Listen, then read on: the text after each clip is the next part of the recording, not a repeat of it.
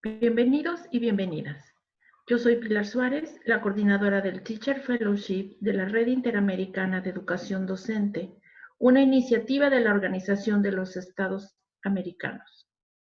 Me complace darles la bienvenida a este webinar de la serie de webinars COVID-19 Enseñando STEM en Cuarentena. Antes de seguir, quisiera brevemente presentar la RIED a aquellos que aún no nos conocen.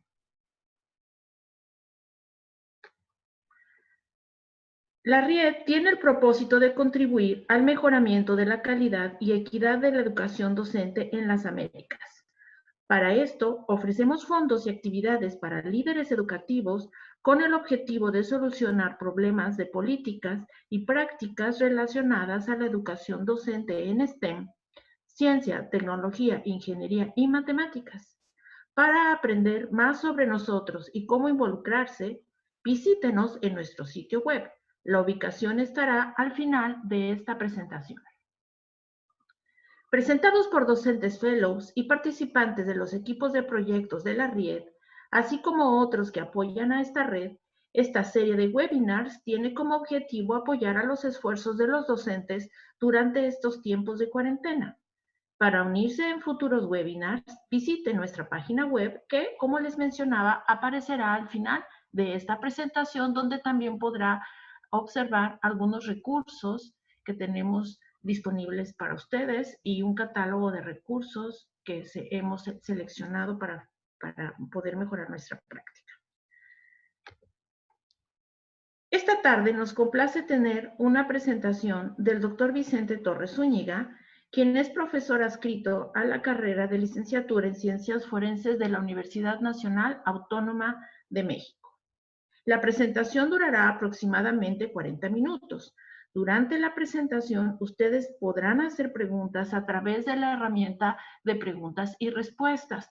Por favor, les recomendamos que no utilicen el chat para hacer las preguntas, porque entre todos los comentarios de los asistentes podríamos perder algunas que serán importantes comunicar y dar respuesta. Al final de la presentación contestaremos algún número selecto de preguntas. Este webinar se grabará en video y tanto la grabación como las diapositivas se vincularán a la página del web de la RIED en donde ustedes hicieron la inscripción para este evento. También queremos expresar nuestra gratitud al Portal Educativo de las Américas que nos está apoyando en este momento con la transmisión de esta presentación en vivo a través de su página web en el Portal Educativo de las Américas. Muchísimas gracias. Vamos a ceder la palabra al doctor Vicente Torres para su presentación. Bienvenido, doctor Vicente. Hola, Pilar. Muchas gracias por la invitación. Muchas gracias a Rebeca. Muchas gracias a todos los que están asistiendo a este webinar. Pues muchísimas gracias. ¿Podemos dar inicio?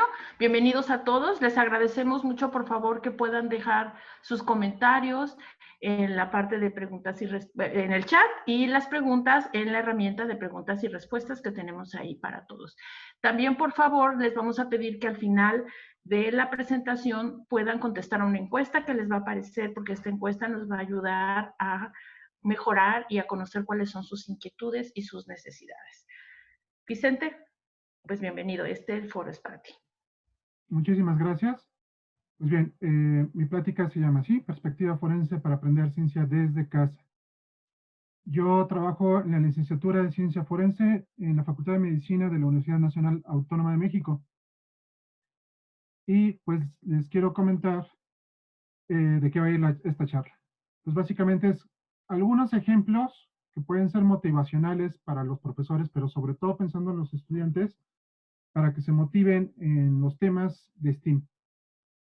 Voy a platicar un poquito de qué entiendo por ciencia forense y me voy a centrar en un tema particular de la gran gama de que puede tener la ciencia forense, que es la física. Entonces, es la física auxiliando para alcanzar justicia. Y vamos a revisar varios ejemplos de lo que estoy llamando física forense.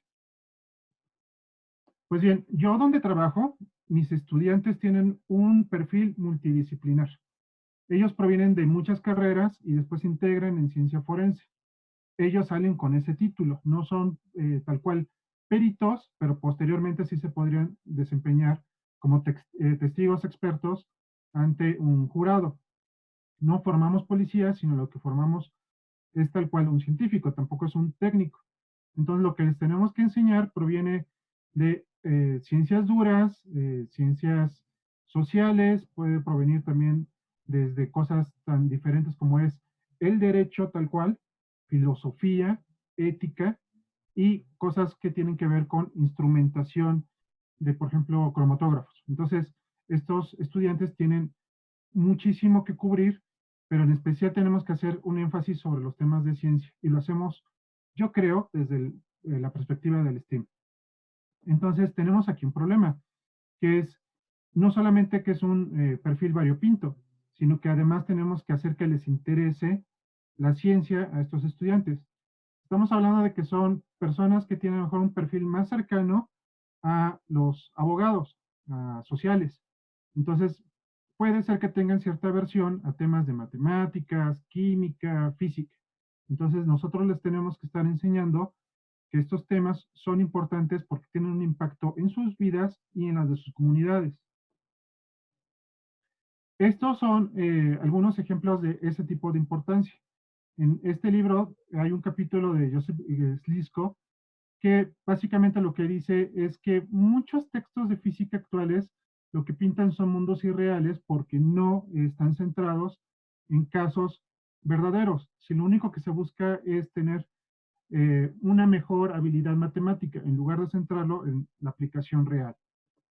Otro problema es, por ejemplo, cómo se diseñan los cursos de física para las personas que no necesariamente se van a dedicar a esto. Entonces, todos deberíamos de saber un poco más de ciencia, pero no necesariamente tenemos que volvernos profesionales de ese campo. En todo caso, lo importante de un curso de física para no físicos pues sería qué importancia tienen estos temas para esas personas. Ir más allá de lo que sería una lectura direccional, que en el caso particular de la física se trata de una ciencia de hechos y que todo lo demás, la matemática, la parte tecnológica son herramientas. ¿Cuáles son los límites que tenemos en los modelos que se proponen a través de la física? Y sobre todo, una optimización del trabajo del laboratorio, pues finalmente es una ciencia factual. Yo creo que una buena perspectiva o una solución a este tipo de problemas, tanto de mundos irreales como cómo dar un curso para personas que no necesariamente van a ser físicos o profesionales alrededor de esa área, como también pueden ser los ingenieros o los químicos incluso, pues es la perspectiva forense. Entonces, es la ciencia auxiliando a la justicia. Es un tema muy interesante, muy efervescente, muy actual y muy necesario para nuestras comunidades de toda América y de todo el mundo. ¿Qué es esto? Pues miren, nada más de la parte nada más cultural, les quiero comentar que por ahí después de 1830 ya se empezó a prohibir la tortura en Europa. Antes era algo bien visto, algo aceptado, y por ahí de 1840 comienza el género de la novela policial a ganar relevancia. De hecho, Edgar Allan Poe, en sus cuentos, por ejemplo, de la calle Morgue, empieza a presentar cómo debería de ser el prototipo de un investigador de esa época actual.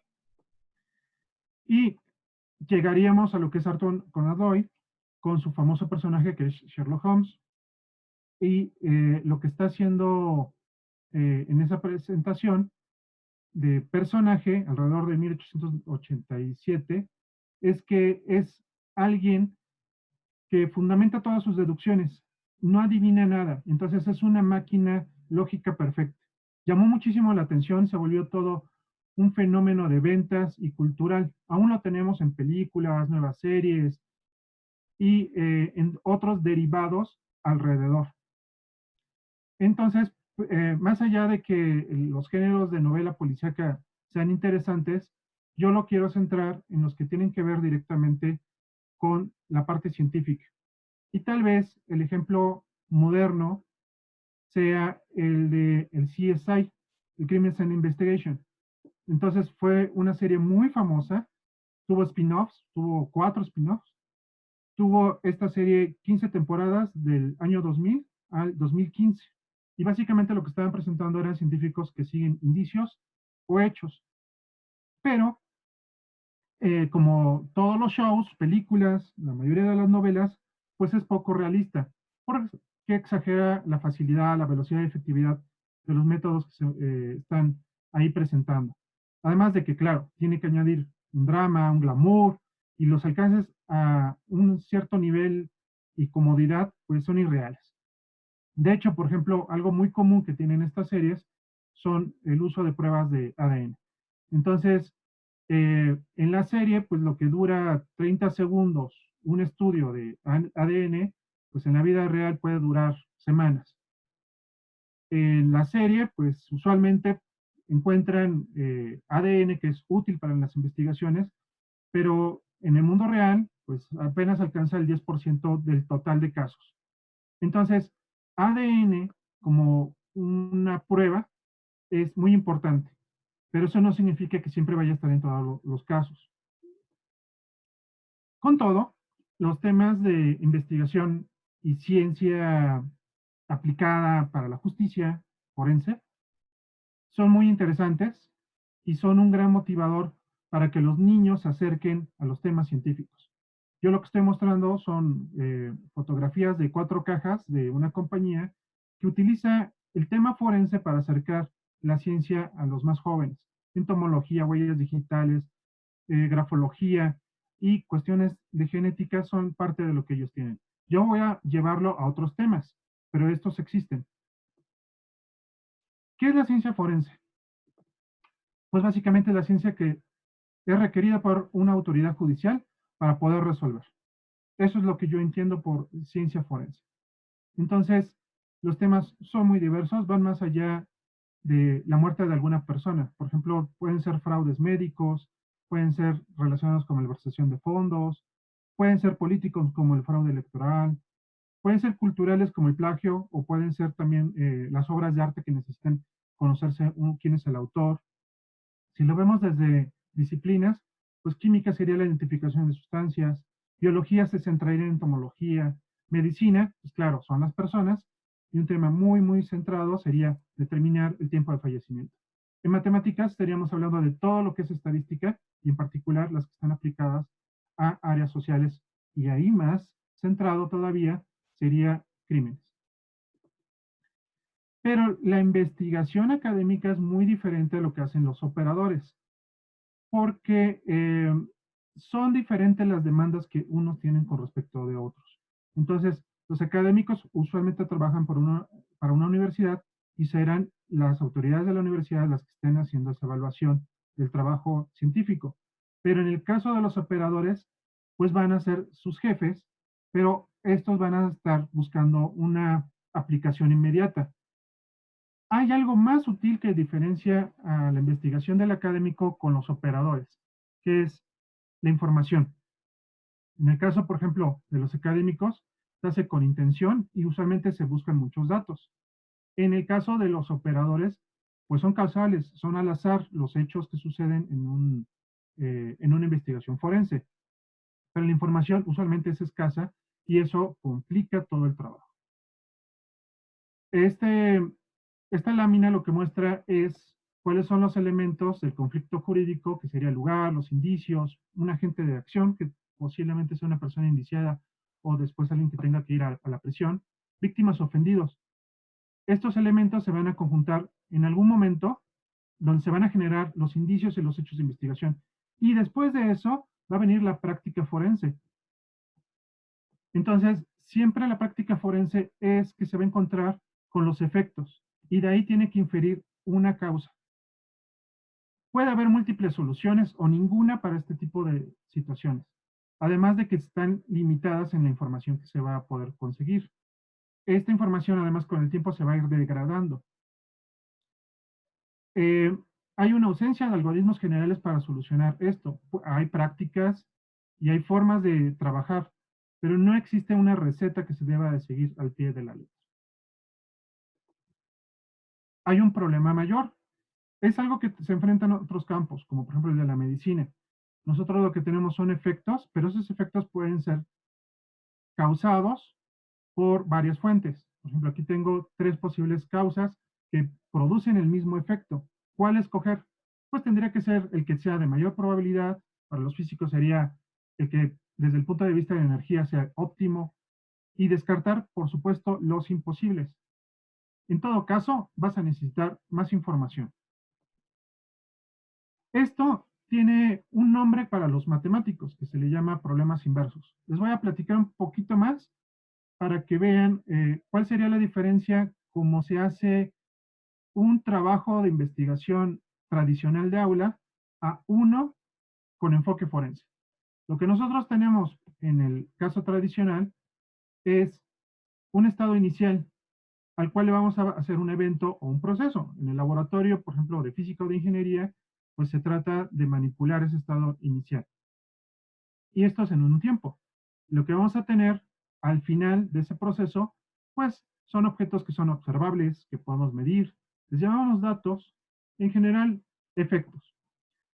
Nosotros desde esta posición, como forenses, estaríamos hablando en una metáfora que lo que hemos encontrado es una taza rota.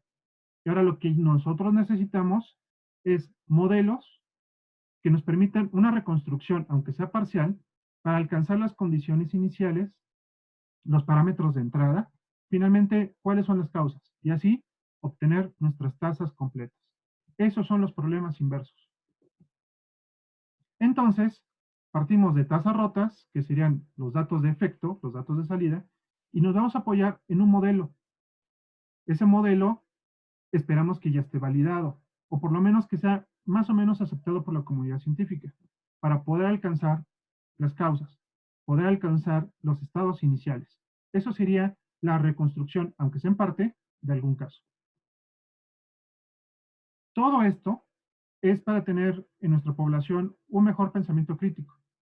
Y eso, a la larga, lo que va a hacer es que nuestra sociedad va a estar más cerca de la ciencia y seguramente va a mejorar, independientemente de que se vuelvan científicos o no.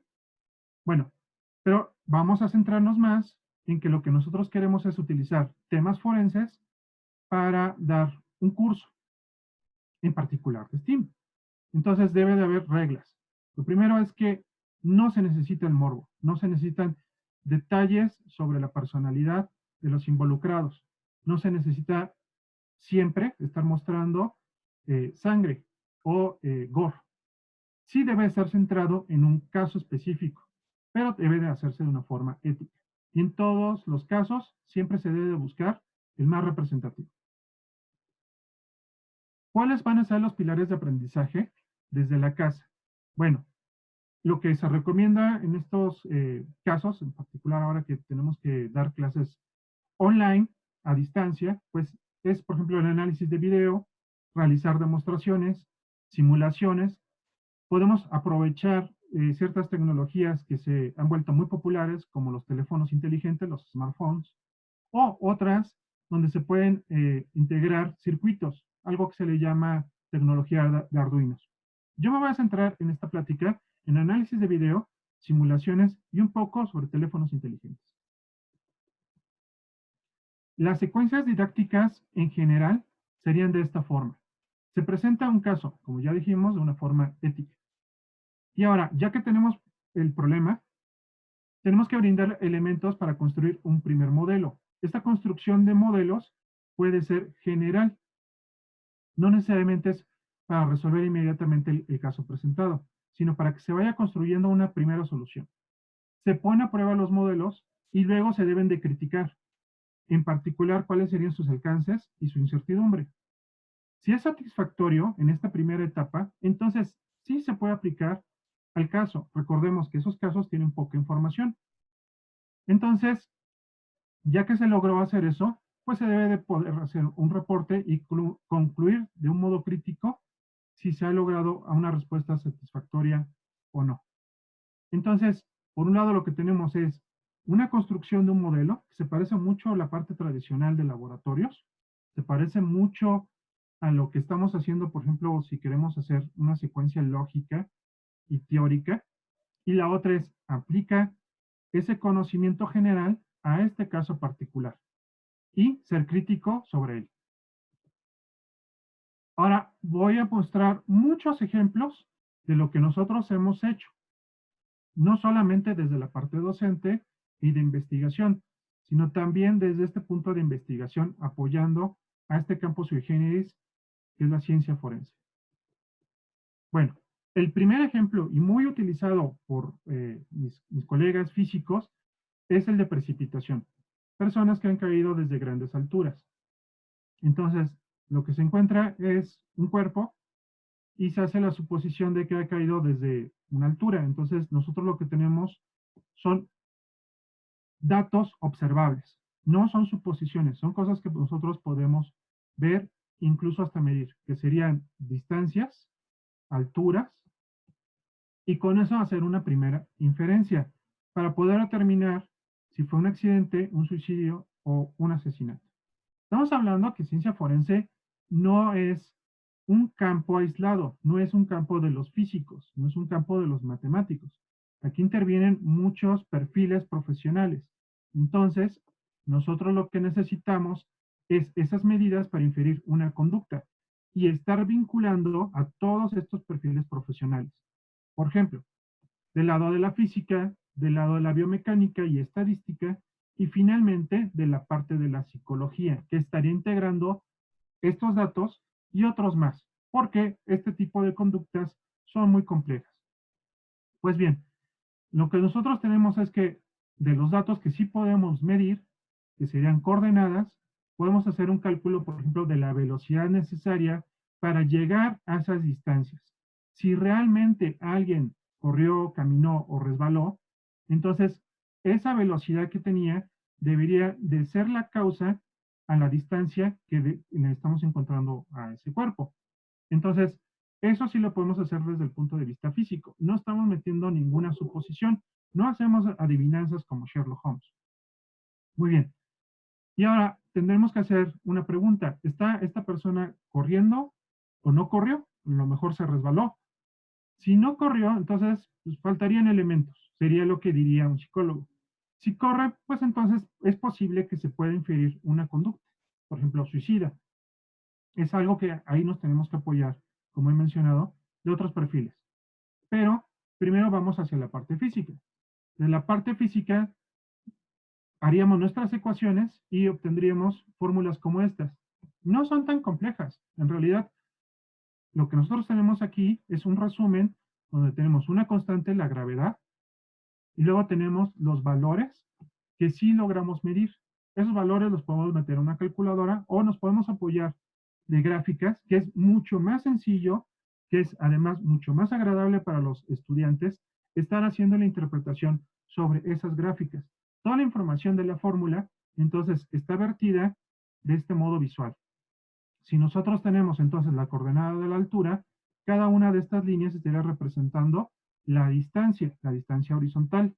Y entonces, si se hace la suposición de que está a una distancia, por ejemplo, de 7 metros, estaríamos alrededor de esta región y podríamos ir al eje vertical y tener ya una velocidad. O podemos verlo desde el otro punto de vista. Usamos la distancia horizontal y después escogemos la altura. Y de la misma forma, lo que tendríamos sobre el eje vertical nos estaría indicando cuál sería la velocidad. Pero, ¿qué significa eso? ¿Qué significa que una persona se esté moviendo a 4 metros sobre segundo? Está caminando, está corriendo, y entonces lo que necesitamos aquí son datos poblacionales. Necesitamos biomecánica y estadística. Es cierto que hay personas que caminan muy rápido, de hecho hay una prueba olímpica que se llama marcha. También es cierto que pues hay personas que a lo mejor están corriendo y no son muy veloces, pero estamos hablando en términos generales, a lo mejor de una persona sana. No, aquí no hay una determinación de un médico, de una enfermedad o de una condición especial, tampoco de una conducta particularmente extraña. Entonces, tenemos que definir para una gran población qué es el correr. Y por lo menos para los físicos son modelos muy diferentes. Es una biomecánica completamente distinta. De hecho, hay variaciones que las hacen altamente distinguibles. Pero en términos de números, en términos poblacionales, nos encontramos con estos ejemplos. En esto proviene del Physics Teacher, una revista muy renombrada para enseñanza de la física, y hace una separación de mujer, hombre, con diferentes edades y dos comportamientos diferentes, el caminar y el de la carrera. Estas son velocidades de personal del FBI en pruebas de acondicionamiento físico. Entonces estamos hablando de que son velocidades más o menos altas. ¿Qué es lo interesante de todo esto? Lo interesante es que la carrera más lenta, estamos hablando de que sería una velocidad de 5.3 metros sobre segundo. Y la caminata más rápida es de 1.4. Eso significa que hay un intervalo, hay un hueco, donde no hay ni carrera ni tampoco caminata. Y eso es acorde con otras investigaciones. Este es de Novacek y lo que dice es que 1.4 metros sobre segundo es la velocidad ideal de caminata, la que más hacemos todos. En la parte de correr no hay algo que sea ideal o que sea óptimo en la parte de energía. Y sí tenemos un intervalo donde no se camina ni se corre, por razones biomecánicas. Y entonces ya tenemos un buen criterio para distinguir entre correr y caminar. Nosotros en ciencia forense lo que hacemos es que ponemos a nuestros estudiantes a que se videograben, que videograben su caminata y su carrera de una forma natural. No les pedimos que se exijan ser demasiado lentos o demasiado rápidos. Y yo tengo grupos alrededor de unos 36 estudiantes, cada uno de ellos hace estos videos y después todos estos los van a ir virtiendo eh, en un programa que se llama Tracker Physics, y de aquí van a obtener su velocidad de carrera y de caminata. De esta forma lo van a hacer con este tipo de gráficas. Entonces, cada uno de los puntos es capturado del video, son muchos, estadísticamente están correctos, y después se pide un ajuste de líneas. Las líneas son muy buenas, y de ahí se está obteniendo la velocidad, que serían las pendientes. Entonces, aquí yo estaría obteniendo que para esta carrera yo tendría una velocidad de 3.97 metros sobre segundo, que es bastante diferente a si está caminando la persona, que sería de 1.3 metros sobre segundo. Entonces, tengo coherencia con lo que he visto de la literatura. Ya tengo parte de mi modelo. Tengo la parte teórica, tengo muchas referencias que me dicen cómo debería ser la diferencia entre caminar y correr, y también yo tengo mis propias mediciones. Los alumnos están comparando entonces lo teórico con lo fáctico directamente. Y además lo pueden estar compartiendo a través de plataformas como las de cuestionarios de Google, y eso les permite también hacer estadísticas y les da sobre todo la idea de que la ciencia es algo colectivo. No es una democracia la ciencia, pero sí es una construcción que la hacemos entre todos. Bien, entonces, de la parte de los videos, lo voy a enlazar a algo que sería el derrumbe de edificios, que sería también algo directamente de los videos. Entonces, en este caso, son videos públicos, videos que puedes encontrar en YouTube, y son videos que se deben de acondicionar. Pues no son preparados para que sean utilizados para un estudio científico, por tanto hay que estarlos trabajando un poquito. Eh, pero existe un movimiento de profesores, sobre todo de divulgación, que utilizan mucho estos videos porque son interesantes. Por ejemplo, en este libro, Physics and Video Analysis, por Rick Allen, él trabaja para Wired en algo que se llama Dot Physics, es un blog. Él, a través de la IOP, la editorial, ha mostrado ejemplos de cómo detectar videos falsos. Son tres las formas, que serían trayectorias que son no reales, física imposible y vibración falsa del video. Voy a mostrarles un ejemplo de vibración falsa del video. Este es un beisbolista, le van a lanzar una pelota, la pelota va a estar haciendo rebotes en estas redes y después otra vez le va a pegar con el bat. Eso es imposible de hacer, es una gran hazaña deportiva, lamentablemente es falsa. Y lo que dice Rick es que si ustedes analizan la vibración de la cámara, por ejemplo, fijándose en un punto muy, muy lejano, lo que va a encontrar es el patrón de la gráfica superior derecha, que parece como casi un cuadrado. Pero si fuera un patrón natural, se comportaría de esta otra forma, que es como más aleatorio. Entonces, es un excelente libro para encontrar ejemplos que se pueden aplicar en clase para detectar videos falsos. Pero videos en YouTube hay muchísimos, algunos virales que sí son falsos y otros que son de accidentes. En todo caso, se tiene que hacer un estudio de condicionamiento con respecto a los tiempos que muestran esos videos, no sea que esté acelerado, que las perspectivas sean las adecuadas, se deben de colocar ejes coordenados, se debe encontrar lo que se llama el testigo métrico, porque si voy a hacer mediciones de distancias, pues necesito un patrón. Ahorita voy a ir más a este ejemplo. Y, claro, marcar el centro de masa o el centro geométrico del objeto para poder analizar los datos. Este es un caso de edificios que han caído. Todo lo forense es delicado.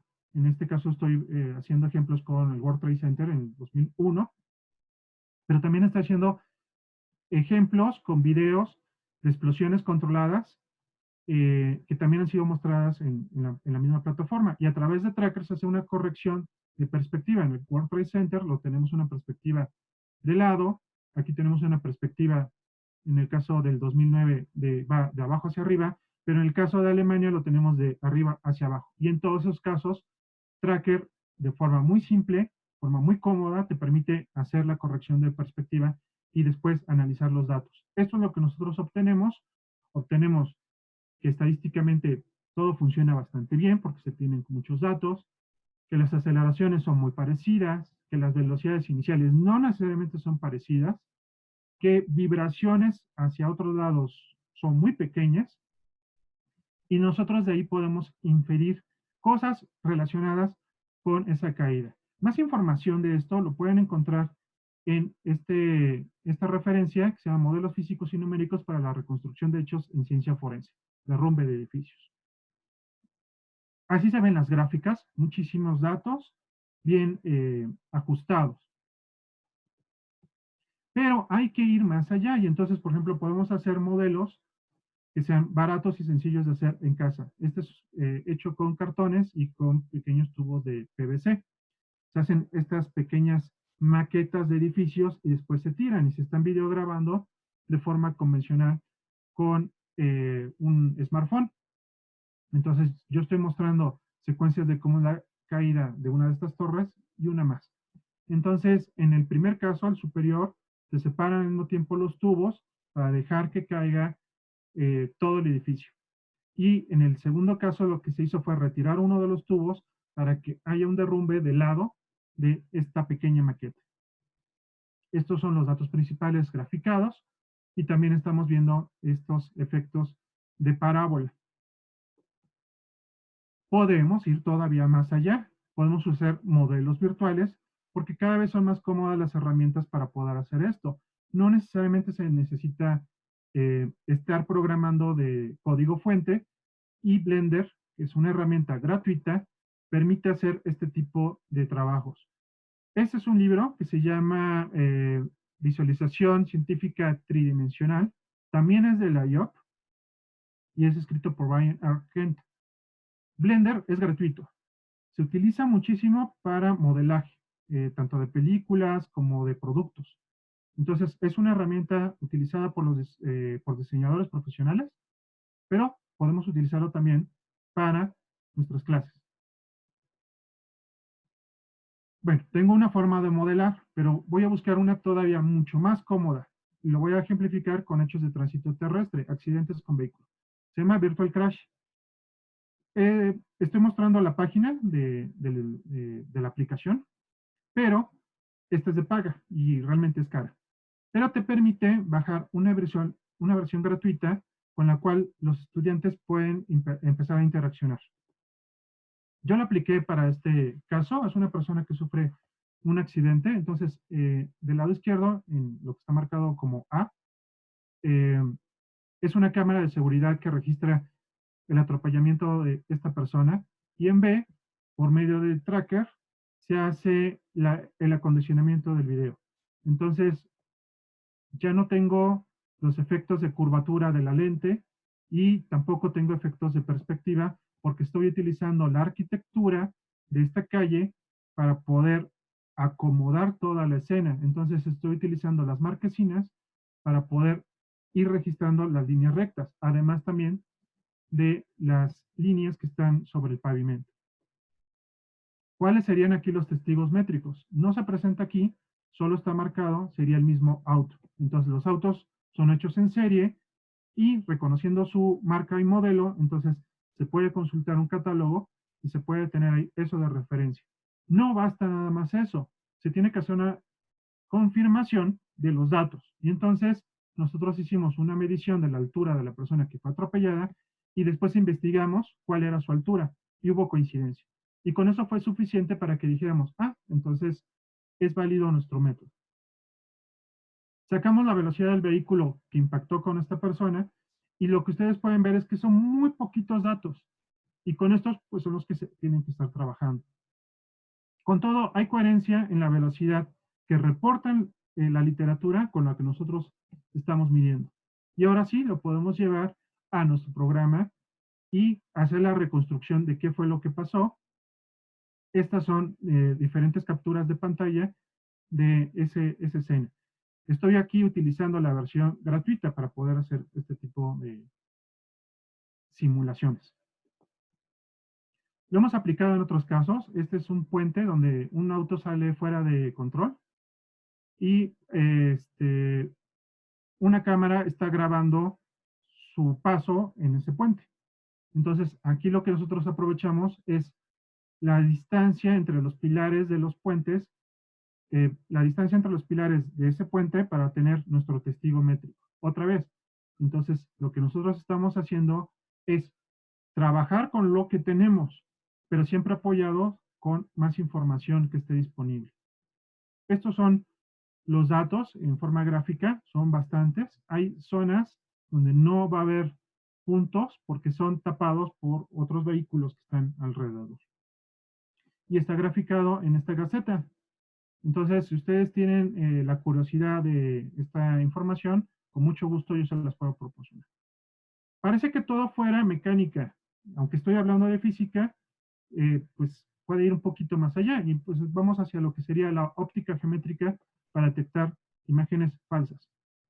Aquí lo que yo tengo es una fuente que emite luz, tenemos sus rayos, y he puesto como ejemplo un objeto opaco que es un cono, y entonces su vértice con respecto al vértice de la sombra, por ser una proyección, va a ser unido por una línea. Eso es muy básico de óptica geométrica, es uno de los principios que se enseñan al inicio de este tipo de temas.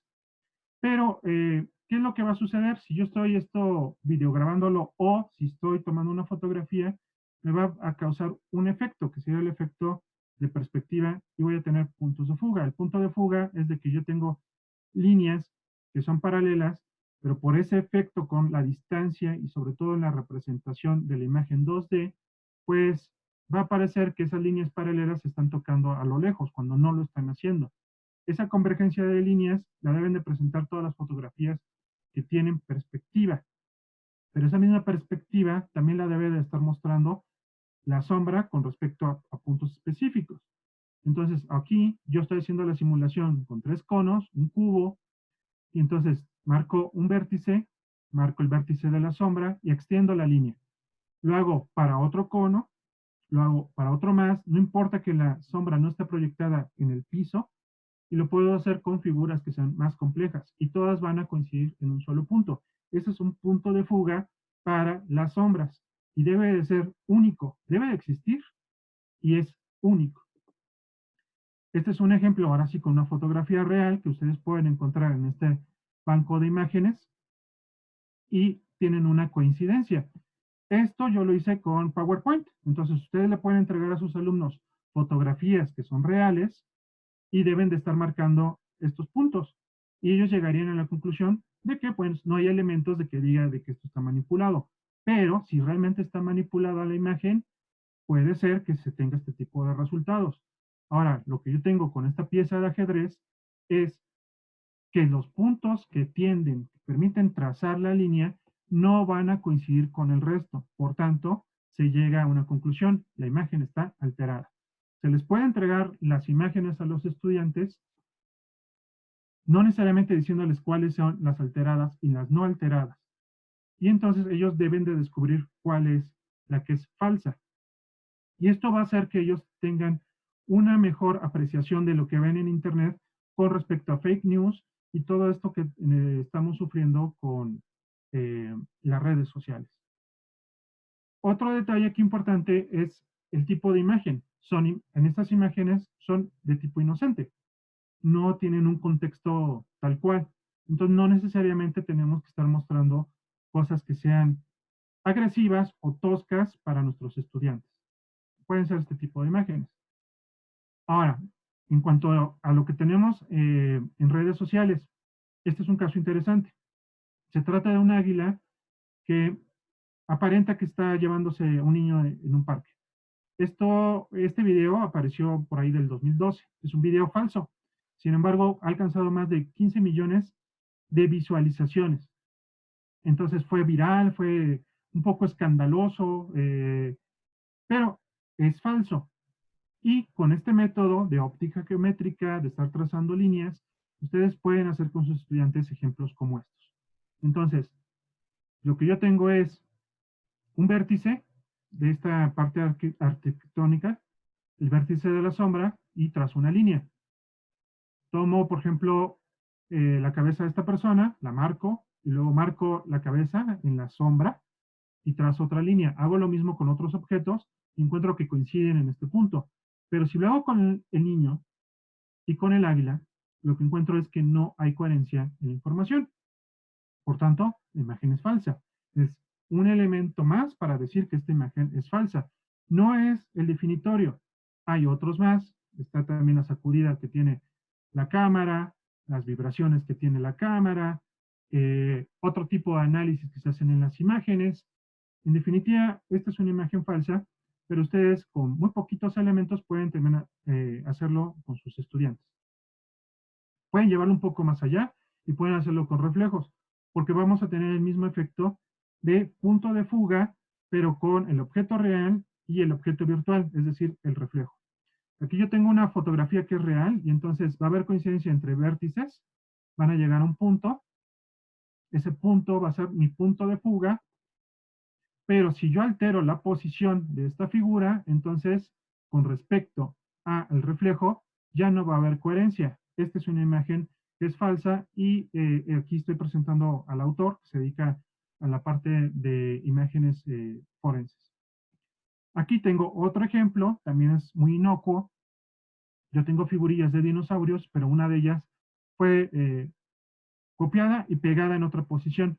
Y entonces ya no hay coherencia con respecto a sus compañeros. Entonces tengo dos puntos de fuga. No puede haber dos puntos de fuga en este tipo de imágenes. Por tanto, es falsa. Este es otro ejemplo donde ha habido un exceso de Photoshop. Es de una revista de variedades. Entonces, lo que tenemos es que, por ejemplo, en este caso no tenemos el reflejo y no hay coherencia con respecto a la altura de la modelo y con su reflejo. Es un exceso de Photoshop. Entonces nos está diciendo que la imagen ha sido alterada. Este es otro ejemplo. Lo que tenemos es un intercambio de papeles. Es incluso algo que pueden hacer los estudiantes si conocen la herramienta de Photoshop o alguna otra para alteración de imágenes y después pasarlo por este tipo de pruebas. Entonces, estas personas están intercambiando papeles y vamos a extender nuestras líneas hacia el reflejo. Se van a salir de la imagen y mucho, pero lo que vamos a encontrar es que no hay coincidencia entre uno de los personajes que aparece ahí con el resto de los objetos. Tenemos dos puntos de fuga. Por tanto, esto es falso. Este tipo de análisis se pueden hacer con muchos programas de diseño de dibujos. Y también se podrían programar con software libre, por ejemplo, como Python u otra cosa. Voy a un último ejemplo, que sería el de acústica. Acústica tiene muchísimas aplicaciones forenses, reconocimiento de voz es uno de ellos. Pero yo voy a mostrar uno que es localizar la fuente de un estruendo o de un arma de fuego. Se le presentaría así a los estudiantes. En una población se escuchó un disparo. Se desconoce de dónde provino. La mayoría de los pobladores cuenta con smartphones. Algunos de ellos registraron el audio. tenían activado el GPS. ¿Les puedes ayudar? Es todo lo que se les debe de presentar tal cual para el caso, pero de información se les tiene que dar un poco más.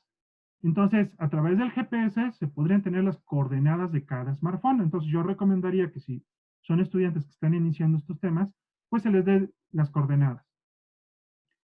Se les puede entregar un audio y se les debería de entregar el tiempo de arribo, porque lo que va a suceder es que yo voy a tener mi fuente de sonido, la del estruendo, por ejemplo, un disparo. Y entonces el sonido va a alcanzar a los smartphones que están más cerca. Después, a la velocidad del sonido va a alcanzar a los siguientes. Si yo conozco las coordenadas de los smartphones, yo puedo conocer la distancia entre ellos. Sería un problema de geometría analítica. Y si conozco esa distancia entre ellos y conozco esos tiempos de arribo, puedo conocer el ángulo de esta línea que me llevaría a la fuente. Una sola línea no es suficiente, necesitaría la intercepción de varias. Esta es la fórmula, lo que nosotros tenemos es tiempos de arribo, las distancias que se obtienen con las coordenadas, la velocidad del sonido, y lo que yo estaría buscando serían estos ángulos para trazar mis líneas rectas. Nosotros lo hicimos con fuegos artificiales en un campo abierto, y lo que nosotros hacíamos era que sincronizábamos nuestros sensores con un aplauso, y después lo que hacíamos era encender los cohetes. Teníamos la combustión y teníamos la explosión. A través del aplauso nosotros lo que hacíamos era sincronizar a nuestros sensores, y ahora sí teníamos los tiempos de arribo correctos. Y con eso nosotros trazábamos nuestros mapas, y al trazarlos empezábamos a estar dibujando las líneas para localizar la fuente. Lo que nosotros tenemos aquí en colores sería entonces la posible región donde se localizaría ese cohete. Esto es totalmente experimental, en un campo más o menos abierto, pero se puede hacer también la simulación. Voy a ir cerrando toda esta parte de la plática, y aunque ciencia forense se pueda apoyar en muchas cosas, en muchos elementos, no hay que olvidar que se trata de un campo multidisciplinar. Y entonces esto les sirve a las personas para que entiendan cómo en sus pueblos, en sus comunidades, se está haciendo justicia, cuáles son los métodos. Entonces, si realmente nosotros tenemos derecho a la justicia, debemos utilizar el mejor método. Y el mejor método para alcanzarla debería de ser la ciencia. Desde el punto de vista docente, lo que yo he visto, sobre todo con estos alumnos que parecen más abogados que físicos, es que les llama muchísimo la atención y les gusta. Entonces, yo por eso estaría recomendando esta perspectiva de trabajo.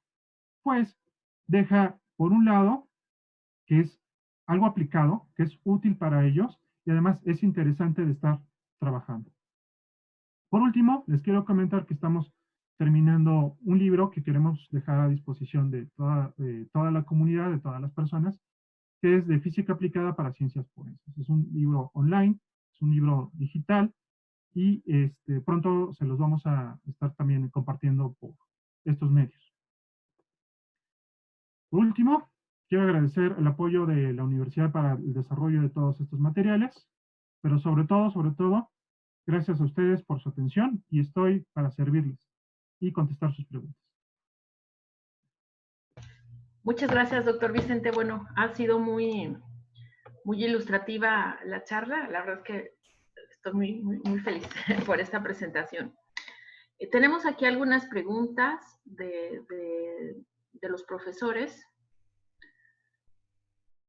Y la pregunta que nos hace Pedro Fernández es la siguiente. Como docentes, analistas educativos, se deben utilizar las herramientas informáticas para luchar en contra del mal. ¿Qué uso le puede dar a los estudiantes para generar información sin ser plagiada o adulterada? O sea, ¿cómo la pueden usar para eso? Es una excelente pregunta. O sea, por ejemplo, el ejemplo de las fotografías adulteradas deja muy en claro de que si alguien hace una adulteración de información en imágenes o en texto, o está plagiando tal cual, puede ser descubierto. Porque así como hay muchas formas en que la gente quiere burlar a la ley, quiere burlar a la sociedad, tú no puedes romper con las leyes de la física. Entonces, tú no puedes violar las leyes de la naturaleza y vas a ser descubierto. Entonces, desde el punto de vista de ciencia, nosotros lo que estamos tratando de hacer es darle prioridad al valor de la verdad, al valor de la honestidad. Entonces, desde esta perspectiva, lo estamos reforzando. Existen otras herramientas, en efecto, por ejemplo, para encontrar plagio. Entonces, esas incluso se encuentran online. Grammarly, por ejemplo, lo hace. Es una herramienta que te permite escribir en inglés y también hay unas versiones en español. Entonces, creo que lo principal aquí es decirles a los alumnos que no deben de plagiar, no deben de hacer trampa, porque eso les va a afectar en su desarrollo. Pero además pueden ser descubiertos. Entonces, no hay forma en que no dejen un indicio de esa actividad. Lo que estaría faltando es alguien que se dé la tarea de esa búsqueda. Pero sobre todo, no creo que lo que estamos buscando con nuestros estudiantes es fomentar el valor de la búsqueda de la verdad y la honestidad. Esa sería mi respuesta. Claro, muchas gracias. Y bueno, comenta el profesor Félix Calderón que hacer actividades fuera del aula pues es muy importante, pero es difícil luego sacar a los estudiantes. ¿Tú qué nos recomendarías o de qué manera, por ejemplo, guiarías el trabajo virtual o cómo podrías hacer para que los estudiantes pudieran trabajar actividades en escenarios fuera, como lo acabas de manejar tú en un campo abierto, para hacer los tiros, etcétera? Y especialmente ahorita que si no tenemos actividades presenciales, suponiendo que no regresáramos a las aulas en el próximo ciclo. ¿Cómo recomendarías tú que pudieran realizar las actividades de manera independiente, pero al mismo tiempo realizar una colaboración y guiados por el profesor? Muy buena pregunta. Entonces, instrucciones concisas, acciones concretas. Yo creo que entonces, en el caso, por ejemplo, de la actividad de caminar, correr, la instrucción sería esa, ¿no? Por ejemplo, videográbate en un espacio donde puedas caminar y puedas correr de forma segura. Estamos hablando de un espacio de alrededor de 3 metros. Estoy haciendo ahí la suposición de que se puede encontrar ese espacio y que lo pueden hacer sin demasiado esfuerzo, ¿de acuerdo? Estamos hablando de un espacio de 3 metros donde pueda la persona caminar. Posiblemente no se puede hacer en un departamento, yo no lo puedo hacer en el mío, pero esta sería la instrucción, que se esté videograbando. Después que suban ese video, que tiene un pequeño repositorio, Google permite hacer eso, y después, entre varios estudiantes, estar analizando, bajando el video, esa velocidad, y entonces harían las gráficas. ¿En qué herramienta nos estamos apoyando? Nos estamos apoyando en que necesitamos una comunicación con ellos, donde sea muy concisa la instrucción, que sea un lugar donde les puedan ellos subir su información y después la estén vaciando. Y para vaciarla, yo recomiendo ahí que sea Google Forms, que estén llenando un cuestionario, que llenen ahí sus conclusiones. Ya lo llenaron, que sean, por ejemplo, las velocidades. Y después, cuando se termine de llenar ese cuestionario, mostrarle a los estudiantes cuáles fueron los resultados de todo el grupo. Y lo que van a descubrir es que sus resultados se parecen entre todos.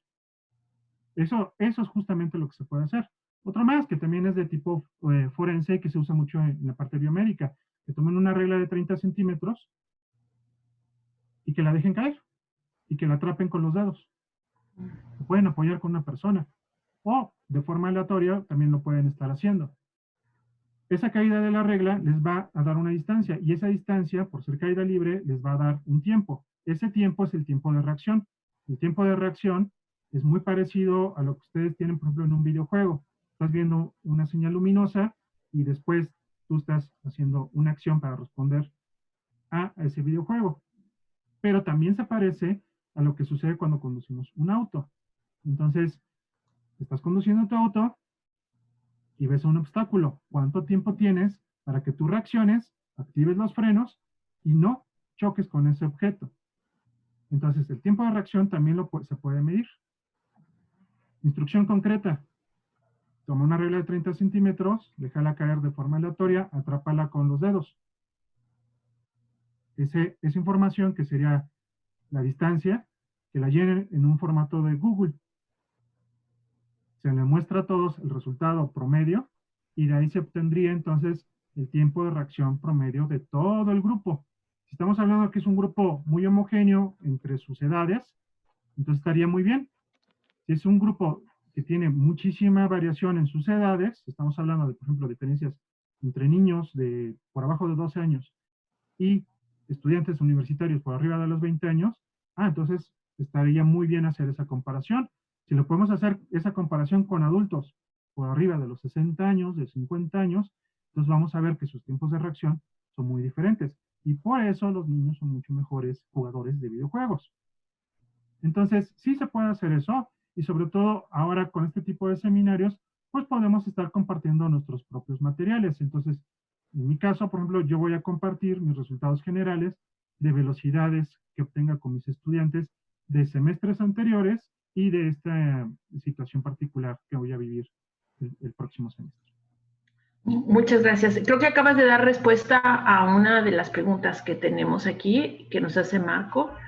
Él decía que cómo hacer que los estudiantes se interesaran por las matemáticas a través de experimentos de física. Entonces, en el ejemplo que tú acabas de dar, por ejemplo, podrían hacer estadística. Sí. Tienes diferentes datos, tienes diferentes resultados, pueden hacer cosas. ¿Podrías darnos algún otro ejemplo o ampliar este punto de vista? Sí, mira, yo creo que la estadística es uno de los temas que más se tiene que desarrollar porque tiene muchísimas aplicaciones. Entonces, hay muchos temas de estadística, sobre todo ahorita que estamos viviendo lo de la pandemia, que están ahí platicándose entre los medios, pero la gente no los entiende porque no comprende la estadística. Y por el otro lado, hay personas que te muestran cierta parte de la estadística, pero no toda la información. Entonces, la estadística es uno de los temas de matemáticas aplicadas más importantes que necesitamos fomentar. En forense particularmente, creo que es de los más utilizados. Voy a dar otro ejemplo que tiene que ver con el enfriamiento de los objetos. Si tú tienes una taza de té, eventualmente va a ir bajando su temperatura hasta que alcance la temperatura del ambiente. Bueno, entonces eso se puede medir con un termómetro. Lo puedes hacer con un vaso, lo puedes hacer con un pedazo de carne y todo se va a comportar igual. Lo que tú vas a tener son estos cambios de la temperatura. Si tú mides esos cambios, puedes llegar a algo que se llama la ley de Newton, la ley de enfriamiento de Newton. Y entonces, eso lo utilizan los forenses para determinar tiempo de muerte en condiciones particulares. Pero para poder llegar a eso, necesitas también estadística. Una en particular, ¿cuál es la temperatura del cuerpo humano? Algo que ahorita está muy en boga para saber si tienes fiebre o no tienes fiebre. O sea, algo que pareciera aislado en este instante, que es y el mejor método para alcanzarla debería de ser la ciencia. Tiene una aplicación para otras áreas como la forense. Entonces, si nada más sabemos la temperatura del cuerpo humano en condiciones normales, hacemos una estadística promedio y entonces ahora sí podemos decir cuál es esa temperatura normal para casos que no estén enfermos de gripas o influencias u otras enfermedades, pero también para algún caso de tipo forense. Entonces, esa es la importancia que nosotros tenemos que fomentar en nuestros estudiantes con respecto a las ramas matemáticas. La otra es el ejemplo del tiro, del disparo de arma de fuego, pero solo se tiene el sonido. Para encontrar una solución a eso necesitas geometría. Entonces, nada más con pura geometría, tú puedes hacer la deducción de la fórmula que yo mostré. Si necesitan más información sobre eso, con mucho gusto les puedo pasar la tesis donde se desarrollan las ecuaciones, que no son muy complicadas, o sea, es geometría y nada más. Perfecto, muchísimas gracias. Aquí tenemos presentes varios profesores del área de educación física, básicamente profesores de Ecuador y de Sudamérica, siempre nos acompañan, les agradecemos mucho su asistencia, y preguntan qué software o qué actividad recomendarías que lo pudieran vincular con la física mientras están corriendo los estudiantes o haciendo ejercicio. Ah, fantástico. Mira, son muchas las que pueden hacer. O sea, la de caminar y correr está relacionada con el desplazamiento de las personas y hasta dónde pueden ellos llegar. En este caso yo lo ejemplifiqué con algo que está muy documentado, que es la precipitación de personas. Pero otra más tiene que ver con los saltos. ¿Qué tan alto puede saltar una persona en promedio? Otra más es hasta qué distancia una persona podría escuchar a otra en condiciones normales o cuando empieza a haber barreras. Una que es muy complicada, muy complicada, es la fuerza que tienen las personas para dar un golpe. Está muy relacionado con las actividades físicas, las actividades al aire libre, pero es importante para el área de forense.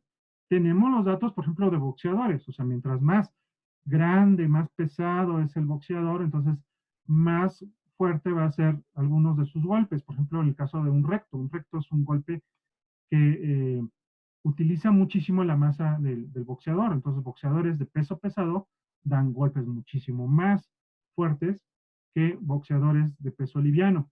Pero va más allá, porque, por ejemplo, si nosotros esto lo vinculamos con golpes de karate, por ejemplo, para estar rompiendo tablas, ahí no es importante la masa, ahí lo importante es la velocidad que tiene la mano y la posición de la mano al alcanzar las tablas.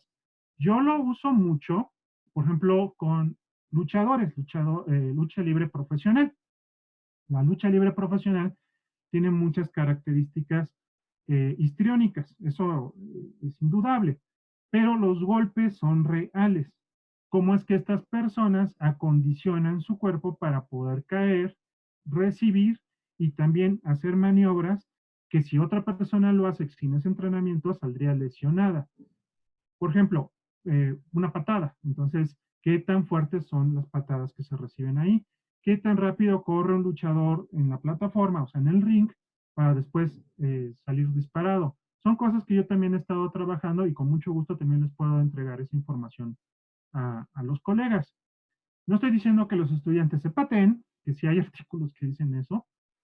Repito, no estoy diciendo que los estudiantes se peguen, pero que sí vean, por ejemplo, su velocidad si ellos hacen un golpe recto. Y después eso se puede vincular con los parámetros. Entonces dan un golpe recto al aire, es en box de sombra, y después con tracker se puede obtener la velocidad.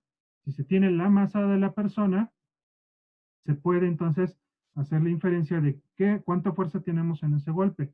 Porque hay datos antropológicos que nos dicen cuánto pesas y cuánta masa debería de haber, por ejemplo, en tus brazos.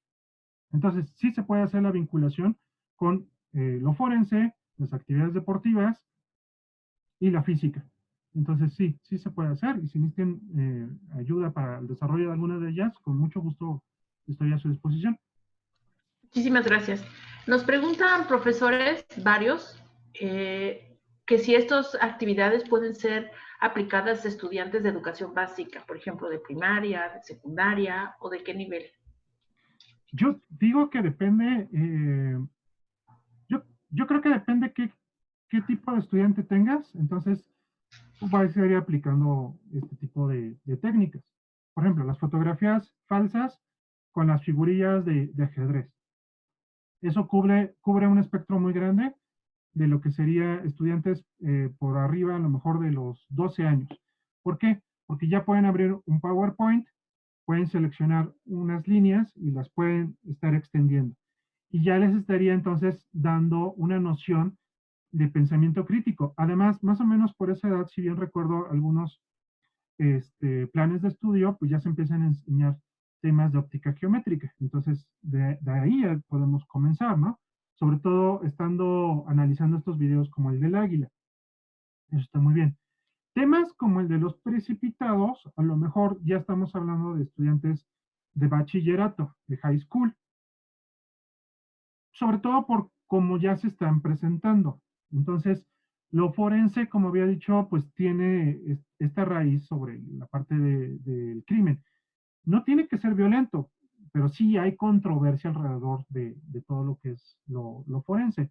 Entonces, por eso, más que acondicionar el tema, también se necesita acondicionar la presentación de una forma ética, una forma que tampoco sea repulsiva para los estudiantes. Podemos tener niños tal cual, a lo mejor estamos hablando alrededor de sus 7 y 8 años, no van a comprender, por ejemplo, muchos de estos temas. No porque no tengan la capacidad, sino porque les puede causar shock. Entonces, lo mejor ahí entonces es cuidar mucho sus temas. Las figurillas de ajedrez están bien, los temas de accidente de autos les puede causar un poco más de problema a ellos. Entonces hay que seleccionar muy bien cuáles son esos temas. Pero hay muchísimo más. O sea, el reconocimiento de voz sí se le puede presentar, por ejemplo, a los estudiantes. Con todo, yo creo que, por ejemplo, el tema de huellas dactilares, grafoscopías, también podría ser algo que les llame la atención a los niños. Porque esos paquetes que yo presenté de juguetes, estamos hablando que son de niños de 8 en adelante. Entonces, aquí es de cómo se presenta. ADN también se puede presentar a niños chiquitos. Se pueden usar frutas para empezar a trabajar esos temas. Y es importante, porque el reconocimiento de personas a través de ADN no necesariamente es algo forense, también es algo de salud pública. Y está bien introducirlo en nuestras sociedades desde edades tempranas. Bien, muchas gracias. O simular, ¿no? Los accidentes, a lo mejor con carritos, simular Hay un cosas. hermoso programa en Estados Unidos que les dice a los niños, ponte el cinturón de seguridad, y entonces lo que ellos lo que hacen es que hacen carritos, los niños hacen sus propios carritos y ponen ahí un huevo. Y para simular que te pusiste el cinturón de seguridad, utilizan yurex, utilizan una cuerda, utilizan un hilo y lo amarran y después dejan que el carrito lo avientan. Claro que si está amarrado el huevo, es más difícil que se vaya a romper, pero si no está amarrado el huevo, se rompe, porque choca y se va a romper. Y entonces eso les queda muy claro a los niños de que se deben de poner el cinturón de seguridad. Entonces es otra perspectiva, es una perspectiva más hacia la seguridad que deben ellos de tener. Entonces sí se puede hacer las adaptaciones a estos temas. Muy bien, una pregunta. ¿Cuál es la diferencia entre las ciencias forenses con la criminología y a qué se dedica cada una de ellas? Ok. Mira, ciencia forense es algo que engloba. Estamos hablando de que tendrían que ser tal cual, ¿no? Algo que se reconozca como ciencia. Dentro de la ciencia forense, estamos ubicando como dos grandes ramas de división. Se puede dividir de muchas formas, pero una de ellas es la criminología y la criminalística. Entonces, la parte de criminología usualmente se ubica todo lo que tiene que ver con áreas sociales y psicología. Entonces, esa rama se dice que lo que busca es responder los porqués. ¿Por qué sucedió esto? ¿Por qué esta persona actuó de esta forma? ¿Por qué sucedió esto? ¿No? O sea, ¿por qué si alguien está viendo dinero en la calle, lo va a tomar y lo va a devolver? Eso sería un tema relacionado con la criminología. ¿Ok? La criminalística serían las otras preguntas, serían qué es, quién es, cómo, y ahí estarían más relacionadas entonces las ciencias duras, ahí estaríamos viendo temas relacionados, por ejemplo, con química, con la parte física, con técnicas, pero sobre todo tal vez relacionadas con observación de los objetos. De ahí pues ya vienen otras subdivisiones u otras formas de estarlo viendo. A las personas que les llamen estos temas lo pueden ver desde, o lo pueden estudiar desde diferentes áreas, ¿no? O sea, en mi caso, yo soy un físico que se hizo ingeniero y ahora está en el área forense, pero también puede ser un psicólogo que después se vaya acercando a lo forense y después tenga que convivir, por ejemplo, con personas que se dedican a delitos cibernéticos. Entonces, tienen que tener un lenguaje en común y por eso es importante que todos conozcamos qué es lo que hace el otro y en general que conozcamos temas técnicos y científicos. Me parece que eso ayuda a aprender más rápido, a aprender mejor, pero sobre todo a hacer conexiones con otras áreas que no necesariamente son las que nosotros dominamos. Muchas gracias. ¿Algún software para grafoscopía? Nos pregunta María Catalina Gutiérrez. Sí, mira, ahí, por ejemplo, lo que se está buscando son patrones con respecto a los gráficos. En la mente ahorita me vienen, por ejemplo, algunas aplicaciones que se hacen con MATLAB.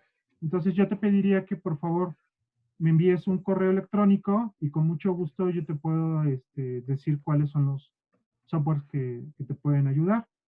El NIST de Estados Unidos cuenta con algunas aplicaciones gratuitas que ustedes también pueden bajar y hacer diferentes trabajos. Hay uno en particular de huellas dactilares para el reconocimiento y la documentación de ellas. Entonces, para eso sirven, ¿no? Para que la población las conozca. Claro. ¿Y algún software? Nos preguntan, bueno, varios profesores, pero vamos a englobarlo en una sola pregunta. ¿Cuáles de estos softwares son gratuitos y cuáles de ellos son específicos para la primaria, por ejemplo? O sea, algún software para análisis de video, nos están preguntando sobre eso, además del tracker, que también es gratuito. Si conoces algún otro y cuáles recomiendas tú para primaria. Ok. Bueno, a ver, para primaria necesitaríamos para primaria sí podríamos utilizar algunos softwares especializados, pero tendrían que ser de clics. Entonces, sí se puede incorporar, por ejemplo, Blender. Pareciera demasiado especializado, pero la verdad es que algunos niños pues, ya te saben usar bien el Photoshop. Blender es gratuito, es de clics y te permite entonces trabajar este tipo de cosas.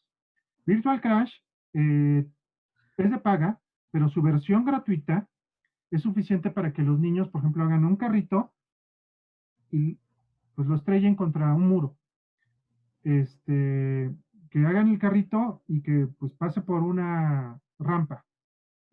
Y puedes ver muchas cosas ahí bonitas relacionadas no solamente con los accidentes, o sea, puedes hacer muchas cosillas ahí con eso. Y son fáciles de utilizar. De análisis de video ya más general, otra vez me voy hacia sería Blender, tal cual, es para, Tracker Physics, es para el análisis de video.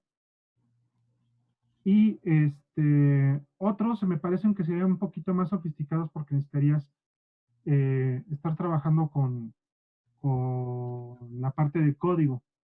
Entonces, la verdad es que para video no encuentro otro software de análisis mejor que Tracker Physics. Y de todos los demás, pues existen muchas opciones. Entonces, otra vez, para primaria, pues sí puedes utilizar el Virtual Crash y hacer carritos y mostrar muchos fenómenos ahí y decirles a los niños la importancia de ponerse el cinturón de seguridad. Muy bien, muchas gracias.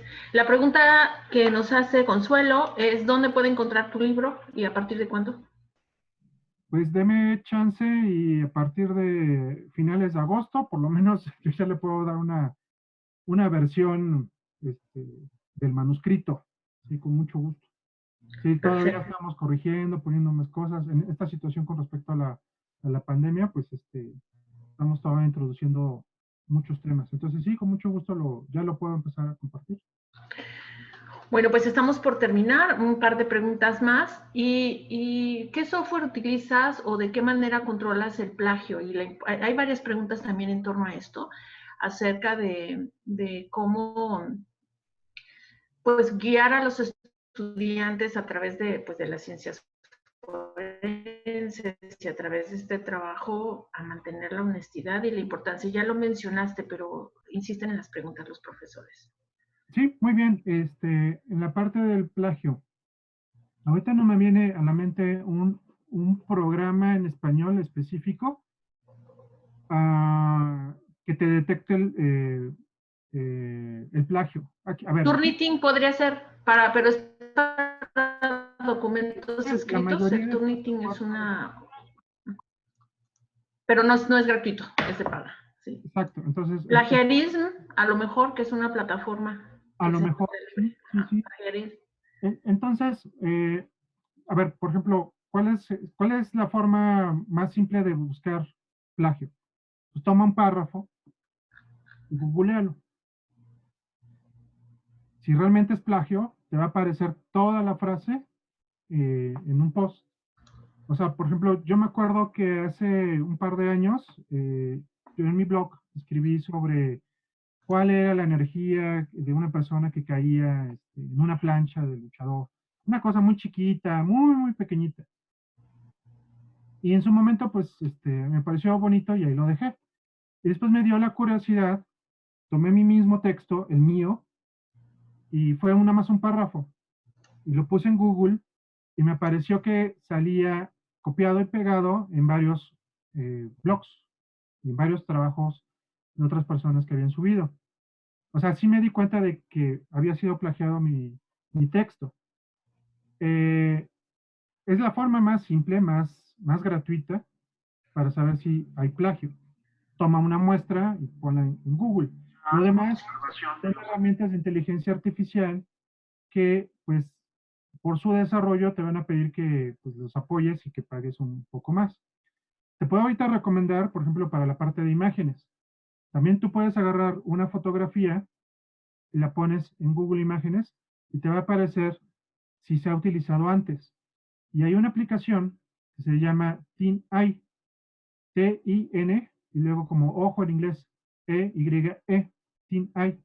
Bueno, entonces, este ojo de hojalata es una aplicación específica para ver si ha sido utilizada una fotografía anteriormente. Entonces, si alguien te dice, mira, esta fotografía yo la tomé y es para un concurso, tú la subes a la plataforma y te dicen que ya se utilizó antes.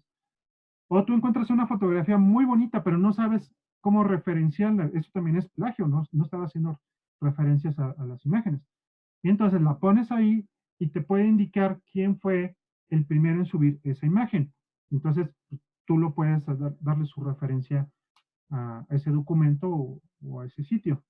Sí, entiendo la preocupación de la mayoría de los profesores relacionados con el plagio que se está sufriendo con los trabajos escritos. Y creo que, bueno, primero es decirles a los estudiantes no lo hagas y después sería utilizar estas herramientas.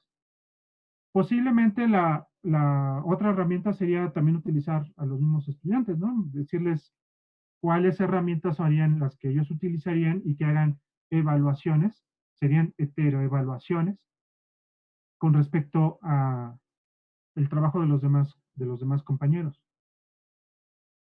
Sí entiendo eso, pero creo que la preocupación más principal debería ser que no hagan la actividad y decirles que pues se van a utilizar herramientas para garantizar de que no se va a utilizar plagio. Si tu institución te respalda, entonces pues va a quedar claro qué procede si se detecta plagio. También, es que también ese es el punto, ¿no? Tú detectas plagio y se queda en, no, pues muy mal hecho, ¿no? No puede quedarse eso así, porque se fomenta. Entonces, tu institución te tiene que decir cuáles serían bajo reglamento las consecuencias si se detecta plagio. Lo primero es que si se detecta plagio lo tienes que llevar a tu supervisor. Te tiene que apoyar. Si no te apoya, entonces no tiene sentido que estés haciendo todas estas búsquedas, porque si no se va a quedar en un muy mal hecho, qué feo, y ya. Y creo que debería de ir más allá, ¿no? Debe ser disuasivo. Pero bueno, esto tiene que ser también en coordinación con nuestras autoridades educativas. Sí, bueno, pero es una propuesta porque muchas veces no se tiene legislado en las instituciones de qué es lo que ocurre, ¿no? Y de ahí se genera la impunidad. Muy bien, yo quisiera terminar con esta pregunta que nos hace la maestra Rosa. Bueno, agradecemos mucho a Félix Calderón que les ha hecho ahí algunas sugerencias acerca del radar de velocidad y otras aplicaciones en el Play Store para que las puedan usar con sus estudiantes.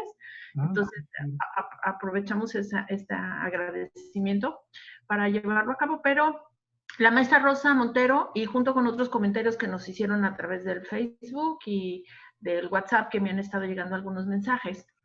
La pregunta es, cuando tú ves programas de televisión, como bien lo mencionaste al inicio de la charla, muchas de estas situaciones son ficticias, aunque algunas pues son de naturaleza común, pero ¿cómo hacer que este trabajo los estudiantes puedan separar muy bien de lo que es la vida real con lo que es una simulación de un fenómeno eh, a través de una investigación, ¿no? O sea, tú usas este ejemplo como para llevar a cabo una actividad de aula y hacer un trabajo de investigación educativo. Pero, ¿cómo les puedes decir? A ver, chicos, no es la vida real, y cómo puedes separar estas cosas? La única forma de separar la fantasía de lo real es acercándose más a lo real. A ver, las películas es el mejor medio para físicos, historiadores y seguramente forenses y otras profesiones que ahorita se me están yendo para hacer un comparativo de lo que es la realidad con la fantasía. Entonces, por ejemplo, se ve un juicio. Muy bien, entonces la película muestra un juicio. Ahora, pues invita a un juez y que te diga, pues qué cosas de ese juicio, pues sí se hacen en su país y qué cosas no. Por ejemplo, los juicios en Estados Unidos o en Inglaterra, tienen una forma de ser que en muchos otros países no sucede así. O sea, por ejemplo, el jurado. No todos los países tienen un jurado de ciudadanos. Pero eso, ¿cómo lo va a saber un niño de 6 años que nunca ha sido expuesto a esa situación? Pues lo va a ver y va a creer que así son las cosas. Pero si llega alguien que les diga cómo son, entonces va a poder aterrizar la fantasía con respecto a la realidad. Y eso está bien. La parte de física y películas ha sido por mucho tiempo utilizada como una forma de explotar, pero se necesita la discusión de alguien que sea experto, o sea, el profesor. Entonces se hace la comparación. Discusiones de si puede existir un sable láser.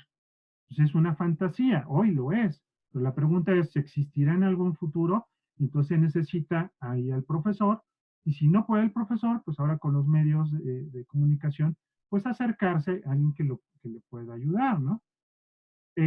Otra situación, o sea, yo acabo de ver, por ejemplo, una película histórica, es Master y Commander con Russell Crowe, Capitán de Mar y Tierra, y yo lo que estoy viendo son batallas navales, cuál es el comportamiento y dinámicas que tienen personas en alta mar, que desde muy chiquitos, estamos hablando de niños a lo mejor de 10 años, comienzan su carrera naval. ¿Todo eso es real o no? Entonces sirve de motivante para detonar una investigación. Y te vas acercando a las fuentes originales porque te gusta. Y eso lo decía Asimov. O sea, Asimov lo que decía era de que en el futuro, o sea, tal vez nuestro hoy, podríamos aprender lo que quisiéramos a través del amor a nuestros hobbies, ¿no? Entonces, si te gusta el golf, pues vas a estar practicando el golf, vas a estar viendo videos de golf, vas a estar viendo palos de golf. Entonces, después vas a ver cuál es la mejor forma de pegarle a la pelota de golf, y eso significa acercarse a la física. Ya, llegaste a la física a través del golf. Y si lo piensas desde el punto de vista histórico, caballos, carreras de caballos, pues dinámica de caballos. Y entonces te va a acercar entonces a cómo se crían los caballos. Y entonces ya te acercaste a veterinaria. Y así te vas acercando a las fuentes que te interesan. Pero estamos hablando que debe haber una curiosidad y los vínculos para que te lleven ahí. Entonces en nuestras clases podemos utilizar estos detonadores, por supuesto que sí. Pues se van a disfrutar y los podemos ver también desde el punto de vista mundano. Pero después tenemos que profundizar para poder hacer la separación entre fantasía y realidad. Entonces, estos temas forenses, como posiblemente es CSI, pues se tienen que discutir en clase.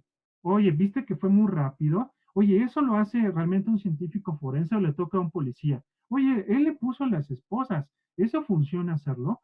Pues las respuestas van a hacer que exista este pensamiento crítico, que es lo más importante. Más que separarlos, es tener ese pensamiento crítico porque después lo vamos a necesitar en situaciones que son realmente de alarma, como las que ahorita estamos viviendo. Y de la vida real, ¿verdad que sí? Y de la vida real. Bueno, pues muchísimas gracias, Vicente, ha sido un placer escucharte. Hay múltiples felicitaciones a través de los diferentes canales que nos están viendo.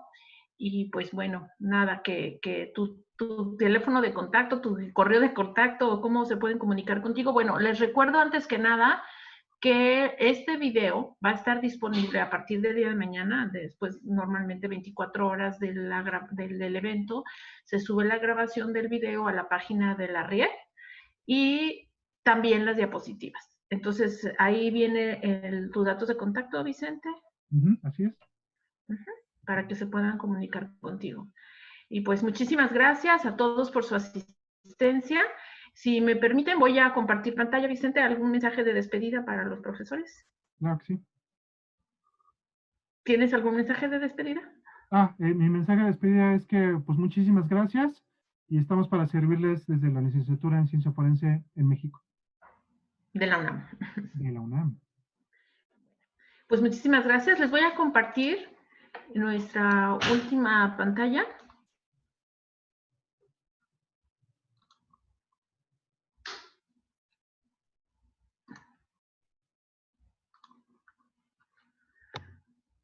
Para que por favor aquí tenemos disponible donde ustedes pueden consultar la grabación a partir del día de mañana. Las diapositivas y la grabación van a estar disponibles en www.oas.org/ES/RIE/.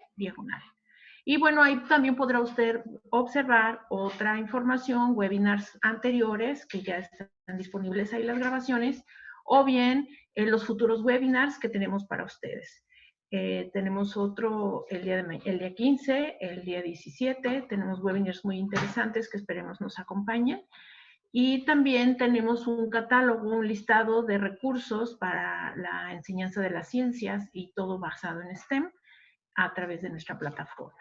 Les agradeceremos mucho también, por favor, que den respuesta a la encuesta que tenemos al final que ustedes cierren el Zoom. Y bueno, pues buena tarde y mantengámonos saludables. Muchísimas gracias.